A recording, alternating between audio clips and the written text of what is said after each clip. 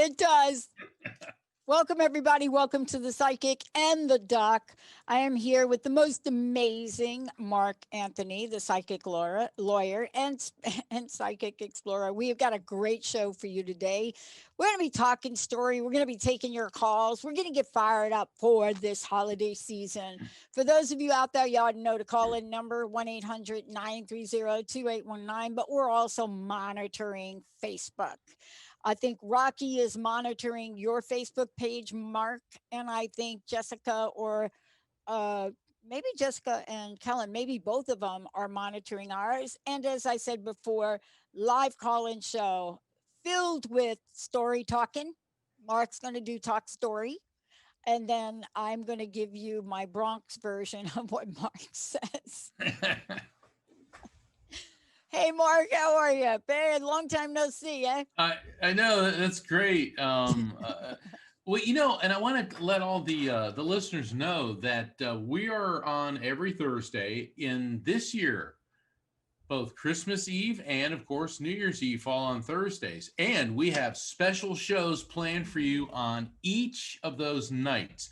Now, granted, a lot of people will be spending time with your family, but some people may be traveling, or you may have some time to yourself and you want to listen to this because we got a really great astrologer on Christmas Eve, Kevin Casey, talking about the very unusual, very rare planetary conjunction of Jupiter and Saturn, which is occurring on the winter solstice of 12/21, and then on New Year's Eve. We are very privileged to have the world's foremost expert on distressing near-death experiences, Nancy Evans Bush, to talk about how you can segue from a negative experience into a positive, which is really apropos for 2020 leaving and 2021 starting.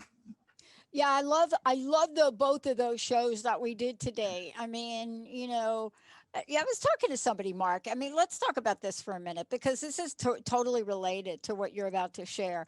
I was talking with somebody today, and I guess Linda's like Rocky. They manage our calendars and they line up people, and I work with all the hosts, and it's really kind of cool. And in the conversations, it always comes up.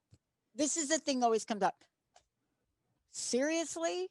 Those two are doing a show? Like, what time? How are they fitting that in? And so part of the conversation has to do with my dirty coffee mug, right? Do what you love and love what you do. Yes, absolutely. And I remember a kid, because I work with young women, right? did some work with kids, coming of age program, and we got into the whole Saint Nick thing, which you're going to help us with. Yes. And somehow this young, young man, not yet a young man, must have been looking at his parents in some way. And we get ready for Christmas and the holiday and all of the holidays around now. And he looked at my friend, who is the most incredible mentor, leader, coming of age program, and said, "Do you think Santa loves what Santa does? Do you think Mrs. Claus loves being the backup singer for Santa?" Now, you're going to share some story, but he asked that question, and I thought, wow, I wonder what Mrs. Backup singer for Santa. So, Mark, does Santa love what Santa do? Santa does love what Santa do, and the Santa Claus that we know really emerged in the 1930s, because before that Santa was has always been part of the Christmas tradition, but sort of a shadowy fringe figure. And what happened in the 1930s is Coca-Cola couldn't sell any Coke during the wintertime because people didn't want to drink an ice cold drink. So they came up with an artist sketch of the fat, jolly guy in the red, happy suit drinking Coca Cola, and kaboom, it became a huge hit. And that's why Coca Cola to this day has some of the best Christmas commercials of all times. But the Santa that we know, and the reason he's called Santa Claus, is we all heard of Saint Nicholas. And when colonists from Holland came to the Americas, they referred to him as Sinter Nicolausen in Dutch, which got converted, probably in New York, to Santa Claus. All right. But the original Santa Claus didn't look anything like our fat, jolly elf with the white hair and the big belly and the rosy cheeks. He came from what is now Turkey, which back then was Greek speaking. And this was during the Roman Empire, about 300 years after the birth of Jesus. So we're talking around 300 AD-ish. Nicholas was born into a wealthy Greek family. And, it may seem that we can't really relate to somebody that lived 17 centuries ago, but let's look at what was going on with him. His parents, both of them, died in a pandemic. So here's this young man, and he loses both of his parents in a plague, in a pandemic that was raging through the Roman Empire. Wow. It suddenly makes Santa a lot more relatable. So dejected, despondent, even though he inherited quite a bit of money, he gave it all up and joined what then was considered a cult called Christianity. And the Roman Empire at the time was under the control of an emperor who was an egomaniac and oppressive, and all he cared about was himself and his own power, and his name was Diocletian. And Santa has a criminal record too, because Nicholas was arrested and thrown into prison for being a Christian. So he was persecuted because he was different and because of his beliefs. So now we see that Santa is a victim of a pandemic and had a criminal history.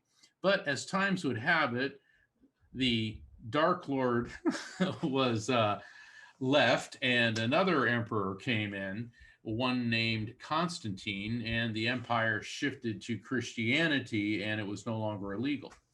So back to Nicholas. So now he's out, and he became a bishop in the early Christian church and rose to prominence because of his works of piety. But he was very saddened when he heard in the town of Myra, the city of Myra, where he lived, there was a family, a husband and wife, and they had three daughters. And they were so poor that they couldn't afford a dowry for their daughters. And they were going to have to sell all three of their daughters into slavery. Once again, this is starting to help us relate.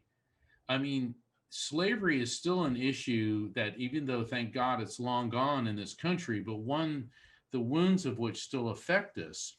And we're talking about people who were poor being sold off, being marginalized. And this man agonized. He didn't want to sell his daughters. He loved his daughters. Mm. Well, Nicholas heard about this, and he got 3 bags of gold. And in the middle of the night, he crept up to this family's house, and he threw the 3 bags of gold through the window, and they hit the fireplace, and the bags burst open, and the gold coins fell on the stockings and the shoes, which were by the fireplace so that they could dry out. In the morning, the parents see this gold, and they realize it's a miracle that they no longer have to sell their daughters into slavery. And that's how the legend of Santa Claus coming down the chimney, and how we hang the stockings by the chimney with care in the hopes that St. Nicholas soon would be there. And it gets even better because December 6th, which is, just a few days off, is Yeah. it's the Feast of St. Nicholas. And it's the Feast of St. Nicholas because we don't know when he was born, but we do know the day that he died, which was December 6th of 343 AD. And because he was the first major Christian saint, he was canonized not long after his death. And we could do a whole show on the miracles attributed to him. But that's why he's so closely associated with Christmas, because at this time they still didn't know when Christmas happened, and that's a whole nother story. Maybe we'll talk about that in a couple of weeks. But think about it: is Santa's now a very relatable guy? He lost parents. He's suffering from grief. He was dealing with the pandemic. He got thrown in the slammer. I mean, Dr. Pat, I understand you spent some time in the slammer, right? Yeah, boy. Yeah, well, for standing up for what you believe in. And that's what Nicholas did too. Yeah. And one of the things I love about these stories is when we really peel them back, we get the best of humanity.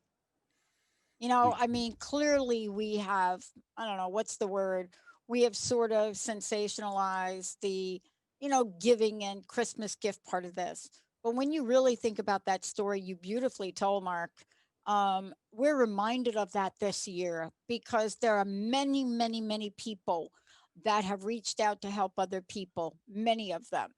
And, that's why we're doing this show, The Psychic and the Doc. There's a very good reason. That's why, for me, coming up on 11 years with the network, that's why we're doing it. We're planning exciting things. We're going to take a short break. When we come back, I'm just saying we have phone lines are open, 1-800-930. I got a special prize Jessica's going to play during the break. So one of the things I glommed onto with my fascination for Santa, I'm a visual. And I don't know when this film was introduced to me or how I got it or who brought it in, but the first movie on record for the Santa Claus was a movie from 1898. And this actually was a brilliant movie. I mean, it's a little short movie, but it was a British short.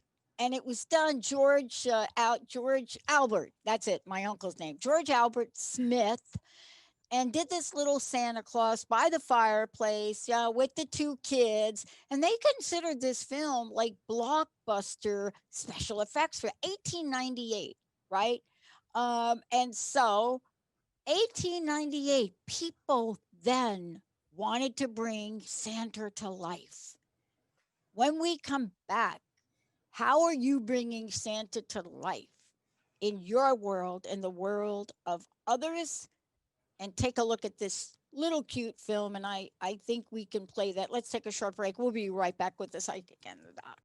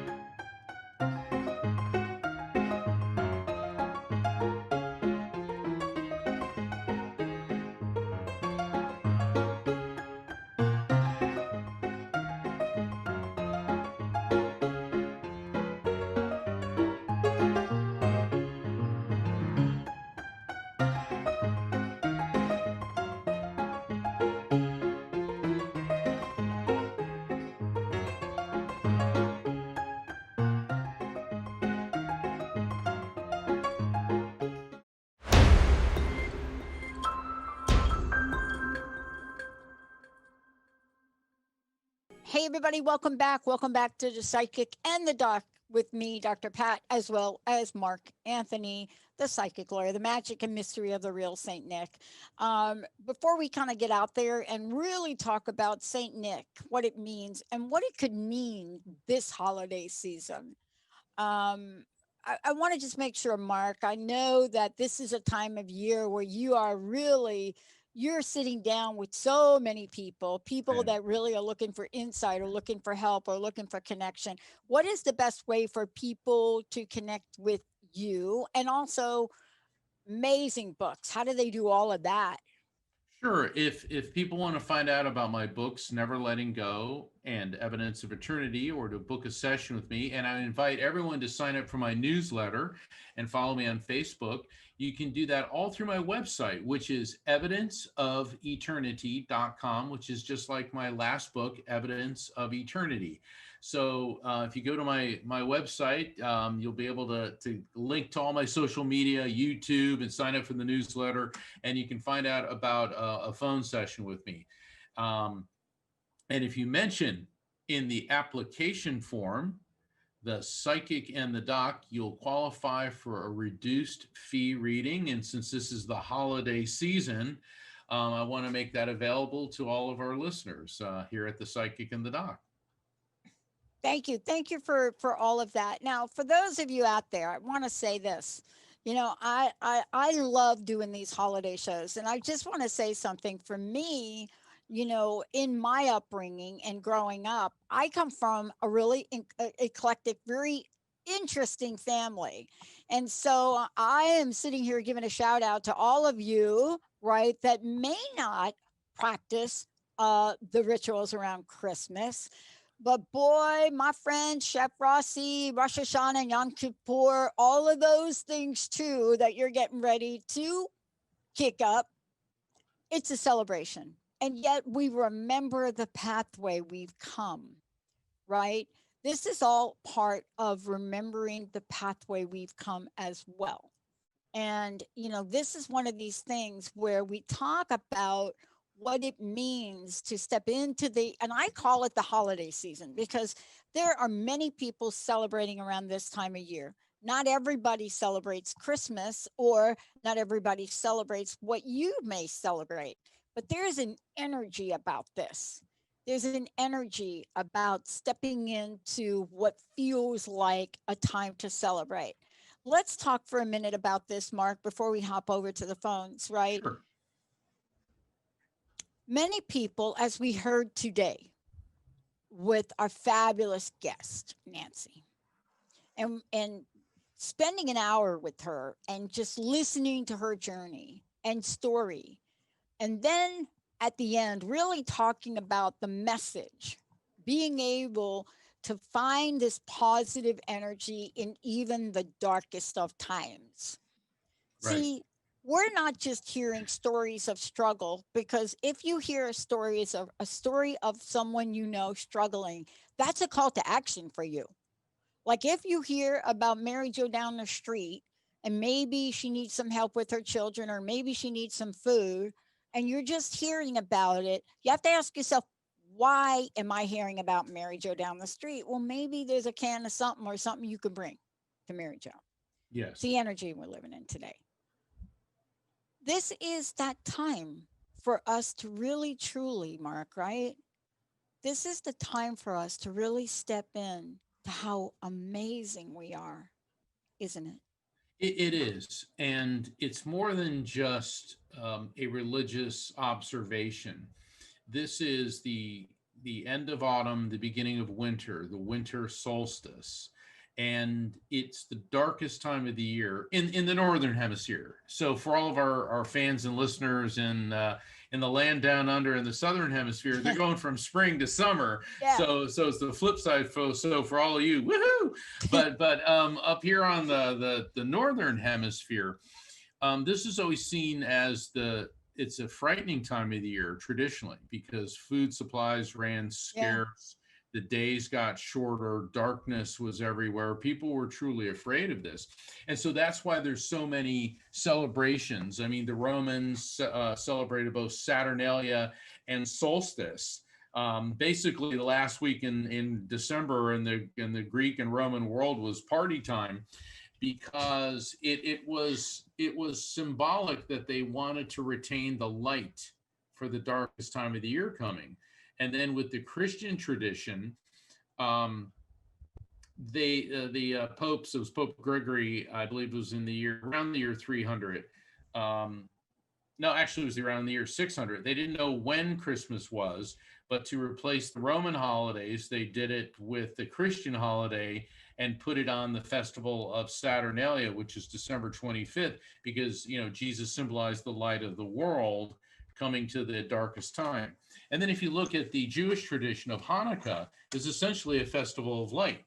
And 1 week from today is Hanukkah, so maybe next week we'll do something for Hanukkah. I think we should.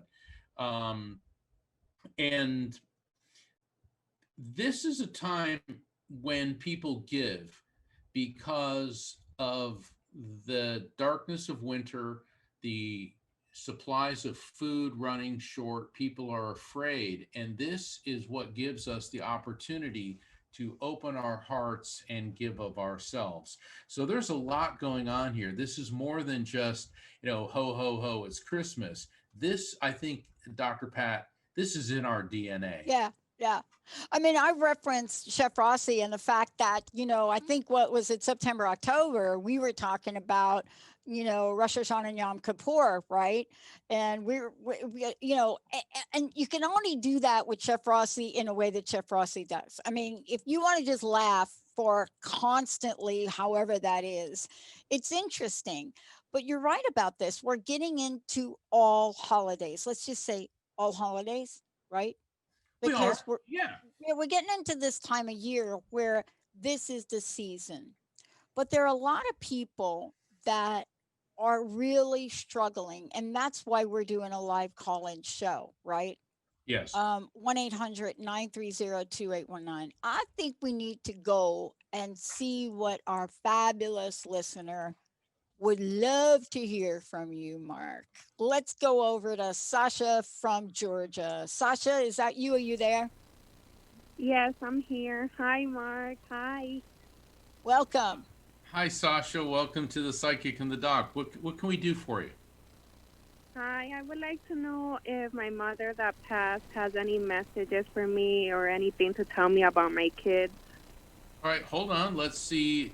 What I do, Sasha, is I open up to frequency. And your mother might be the first one to come through, but somebody else connected to you might come through. So let's see. All right. Actually, I'm getting a female energy. Feels like she's on the parental generational level. And what I'm getting with her is she's pointing to the center of, when I say me, this is where the spirit's indicating that this person, when she was here in our world, was having some physical disabilities.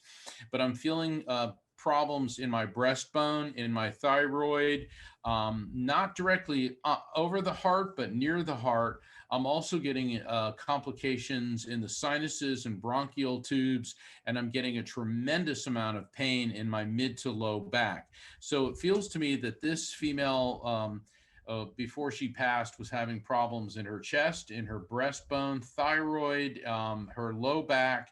Also, I'm getting kidneys and urinary tract. Wow, she had a lot of problems. Does this make sense in any way to you with your mom? Yes. Okay. All right. So hold on. Hold on. Do you have three kids? Two. Two? She keeps talking about three kids. Are you planning another one, or did you? And I don't want to be so indelicate as to ask. Did you ever lose a child? Well, I had a abortion a few years ago. That's three kids. So what your mom's telling me is that you have three children, two here in the material world and one in the spirit world with her. Okay. And she said, I'll tell you, your mom was really good in a crisis. It's like I can see like all this turmoil, and she's like, everything is fine. Everything is copacetic. Your mom was really, really good about calming things down, and she's very concerned about you, not because you're losing it or panicking. She said you have done such a great job, Sasha, holding it all together for everyone else. But she said you feel like you're in a lake or in a pool, and you're treading water, treading water, treading water, and you're about to run out of energy. And she said that you have to realize that you can't solve everybody's problems, but all you can do is listen and offer guidance. Does that make any sense to you? Yes. Okay, hold on. Tires, tires, tires. Something going on with the tires in your car? Get new tires, need new tires. Reason I'm saying this is I feel like I just walked into a tire store and when you smell new tires, I'm smelling new tires. What's going on with your car, particularly with your tires, wheels, or steering? Well, I just recently got a new car, probably like 2 months ago.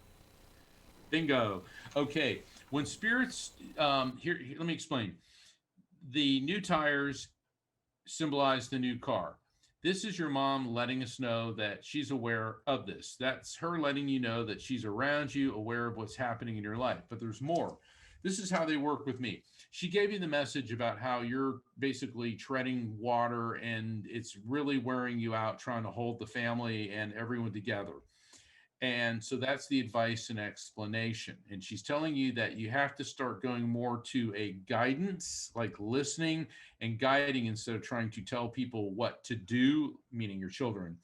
And so that's the advice and explanation. But then when the spirit follows that up with an objectively verifiable fact, which is the new car, that verifiable fact is how your mom's letting you and I know we've properly received and interpreted the message. Now she's pulling my attention to the month of June because I'm seeing pearls. Um, Most of the ladies I know have some type of jewelry with pearls in it. However, pearls are also the birthstone for the month of June. And this could be an indicator of a significant birth, death, anniversary, or event connected to you or someone close to you in any way, Sasha, or with your mom within the month of June. And it can also be a trigger for a female name that starts with J, like a June, Jean, Jane, Jody, Janet. Does any of that make sense to you? Well, her birthday's in June, but both of my kids start with J, Jason and Joshua. Woohoo! Wow, we got the triple crown on that one. So mom is cooking tonight, Sasha. Okay. All right. Let's see. Stand by. So when your kid's having trouble, is the boy, is he having trouble with his teeth? Yes, he has braces. Yeah, I mean, Scott, I feel like, ow. It's like if you can see me on camera, I'm pointing to my teeth. Okay. Tell him he's got to, this is her talking. You got to be patient. Like he's really annoyed, like he wants this over with. And she said, do not give in to him. He'll eventually get used to it because he is going to, let me tell you, that pearly white smile of his, when they're all said and done, is going to benefit him a lot. Now, the other child's a daughter, correct? Can you repeat that? I'm sorry, your other child is a daughter, correct? They're both boys. Both boys? Okay.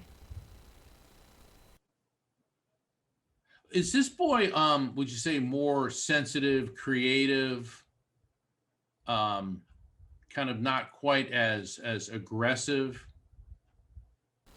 Yeah, he's more sensitive. Okay. What I'm saying is the feminine energy is strong with him, and I don't mean that in any negative way. But what your mom is saying about him is that he needs to basically work with this, because I'll tell you, Dr. Pat, what's interesting, the spirit's saying he'd be a really good therapist because he's a good listener and he's extremely compassionate. So Dr. Pat, I gotta let you in on this one. All right. Yeah, So what's your intuitive insights? Yeah, they're archangels, these two boys, right? When you're thinking about this and you're thinking about what Mark says, the old tradition of raising kids, and this was so important here, and it's a lesson I was alluded to working in the coming of age program, right? And so one of the things we learned in that program was that it's not a one size fits all when it comes to children. It's not a one size fits all. You know, there are some children that are so in tune, and let me just say in tune. That's the word I want to use. In tune. They're so in tune with the energies that are coming up of a higher order. And, you know, I think, Mark, what you're talking about is there's this sense of something that will catapult youngsters of this time to extraordinary places, you know, to places where they are so in tune with what happens.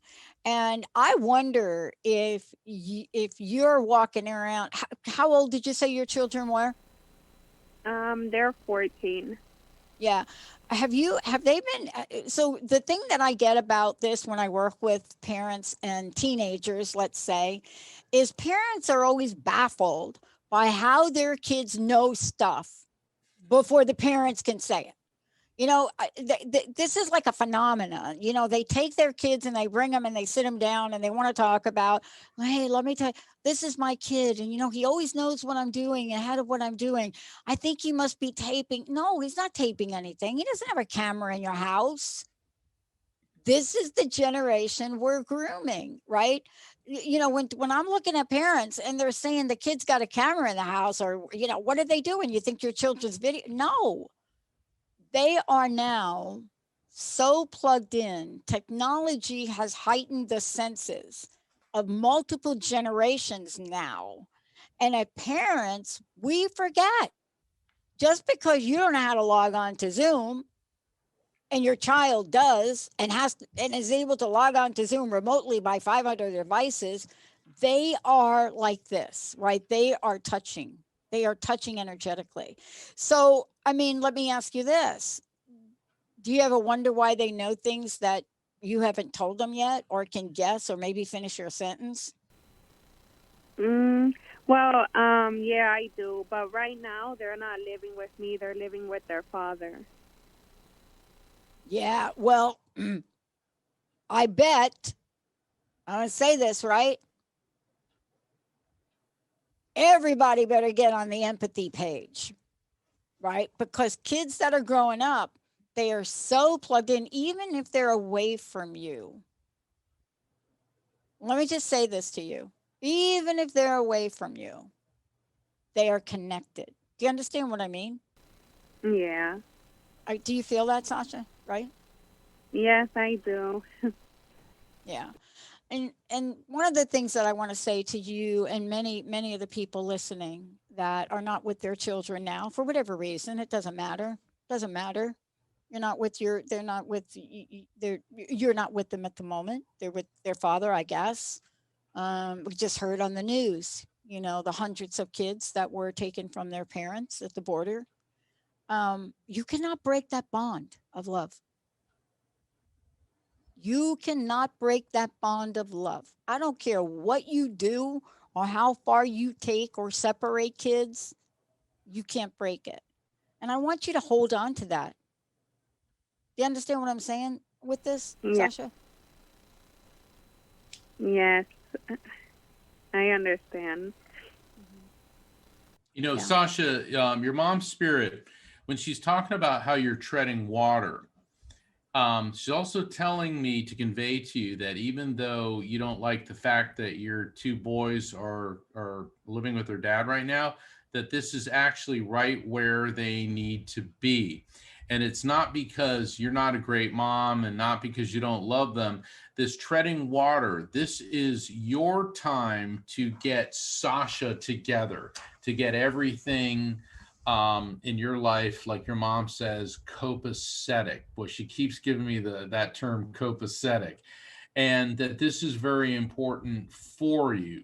So the bond that Dr. Pat's talking about with you and your boys is as strong as ever. So she's saying, don't be dismayed by the fact that they're not living with you. Are you going to be spending like either the day after Christmas or New Year's with them? Because your mom keeps talking about like December 26th through January 2nd. What's going on with that?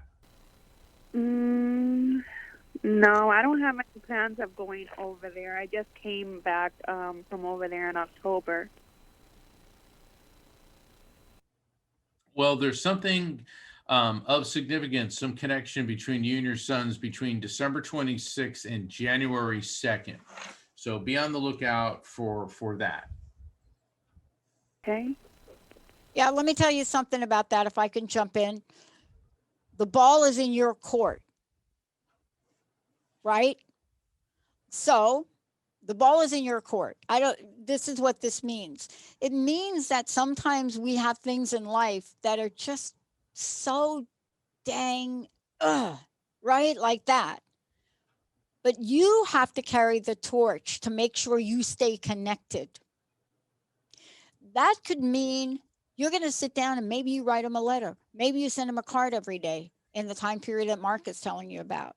Maybe there's something you do to make sure that you stay connected, right?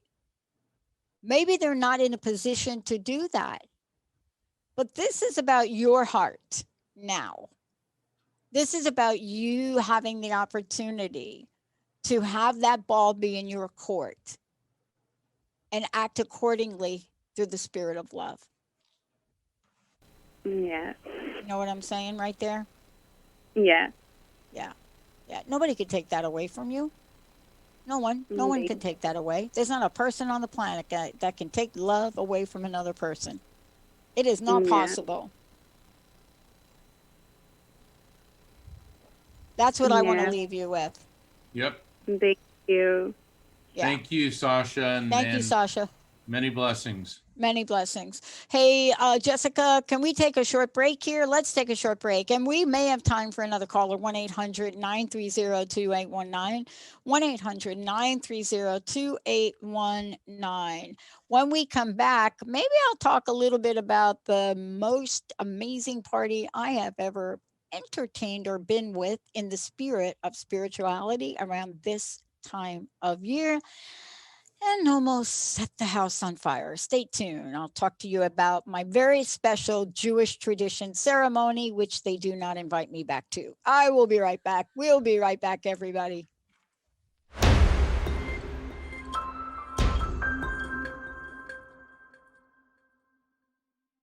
Hey, everybody, welcome back. Welcome back to Psychic and the Doc. It's great to have all of you tune us in and turn us on. I want to just tell you a little bit about my friend Mark Anthony, who is the psychic lawyer, but much more than that.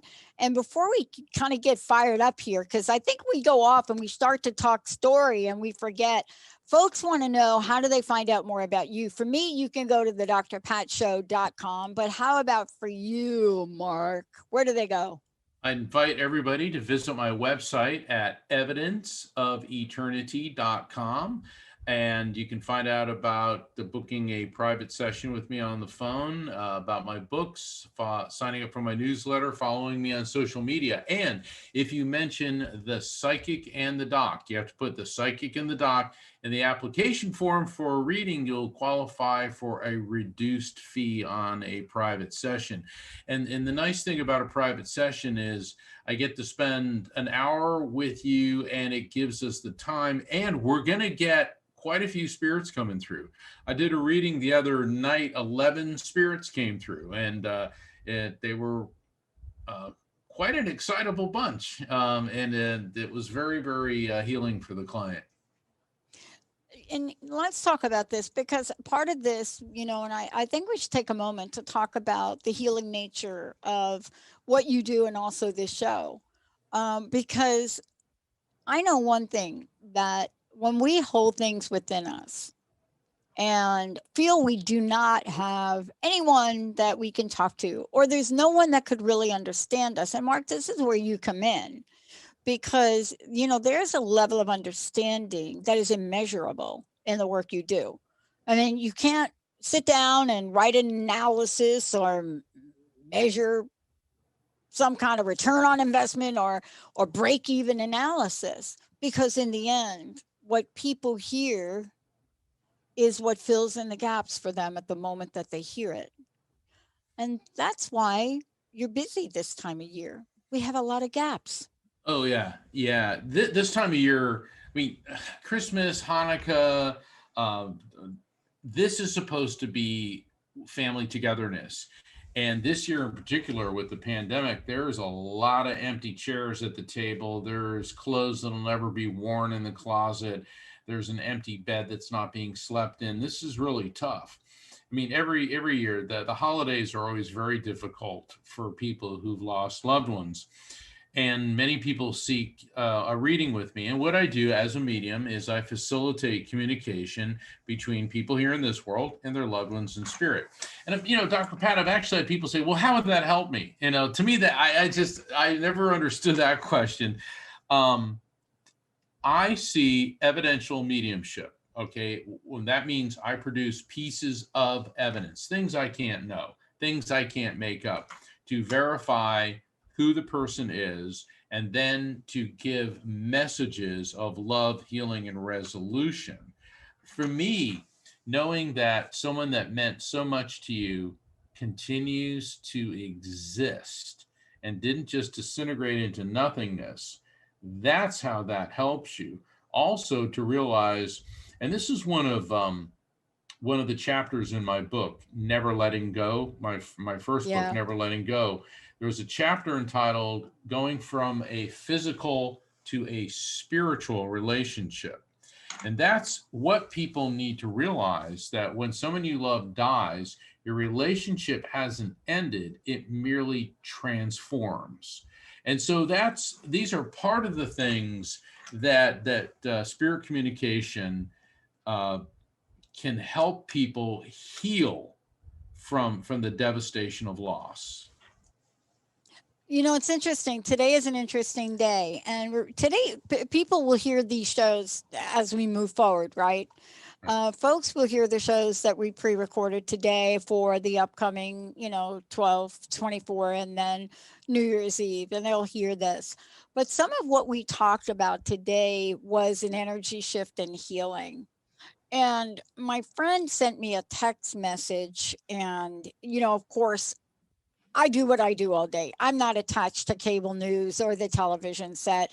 And I don't have alerts on my phone that, well, even if I did, I can't pay attention to them.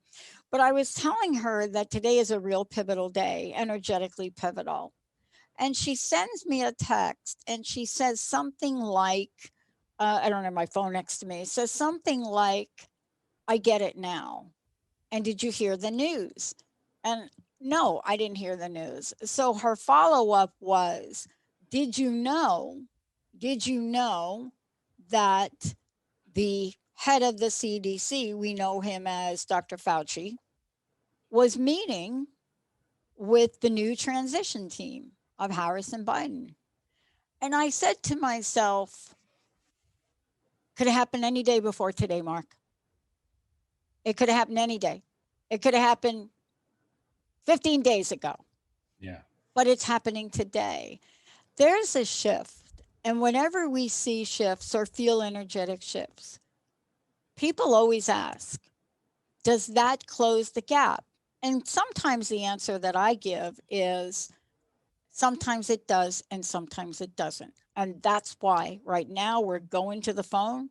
We have somebody that may want to get some insert right here today. Insert and insight. All right, let's go to the phones. Who do we have? Welcome to the show. Melly, you're on with Mark Anthony and Dr. Hey, Pat. Melly.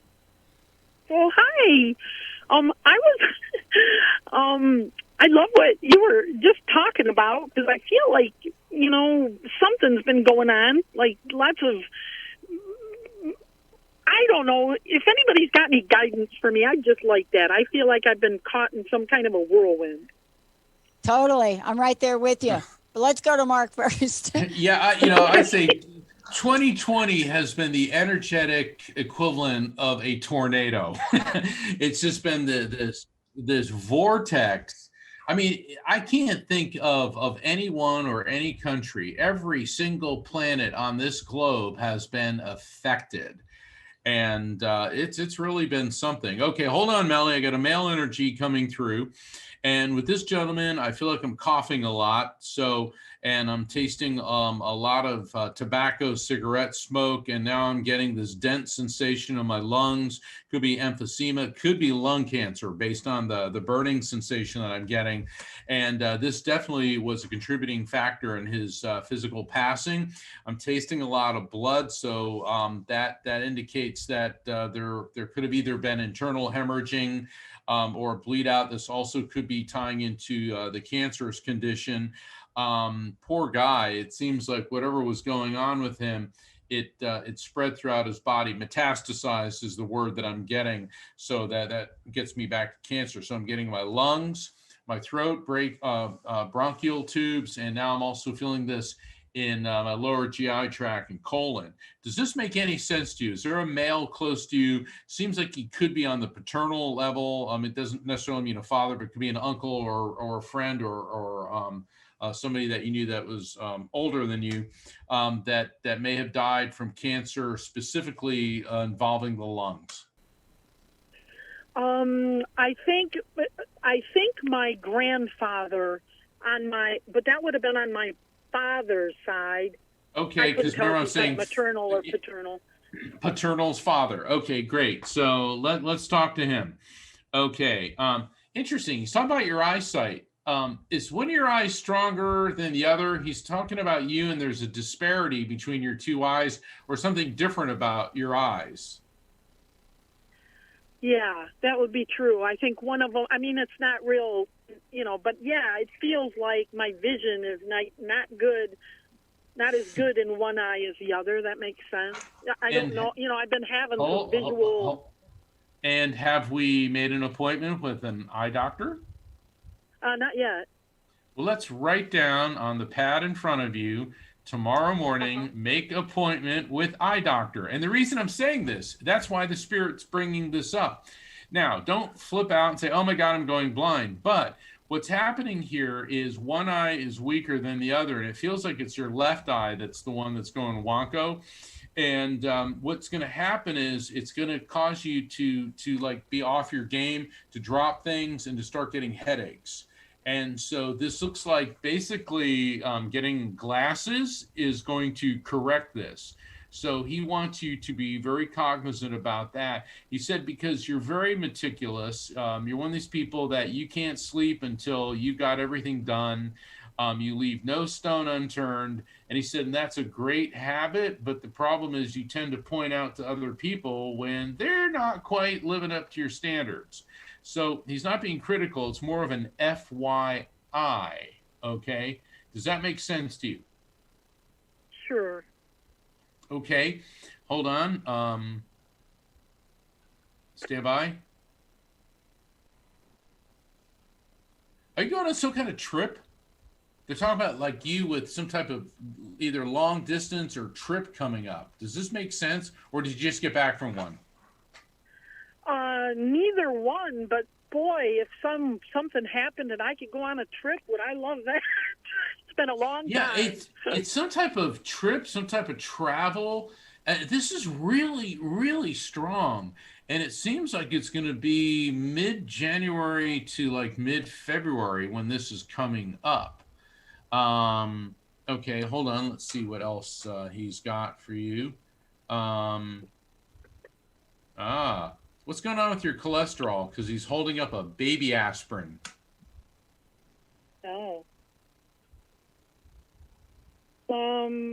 I don't know, but I've just been having feelings lately, like kind of being winded and just like feeling like maybe things aren't in the best shape they could be in. Okay, very good. Now, see, this is the reason why the Spirit's coming through with what I call spirit intervention. Number one, you make an appointment to get your eyes checked. And number two, you get into your regular doctor, you get your blood work, get your vitals checked. The baby aspirin, that does not mean start taking them. Okay, that could mean don't take it. But the point is that's an indicator that you could be having cholesterol issues, blockages around the heart. And the really good thing about all this, Melly, is that all of this is reversible. Okay, this is what Dr. Pat and I call spirit intervention. Yeah. The spirit's coming in to intervene to keep these things from happening. Okay, Dr. Pat, what do you get? What do you feel? Yeah, what I love about today's show, this is all about action, Melly.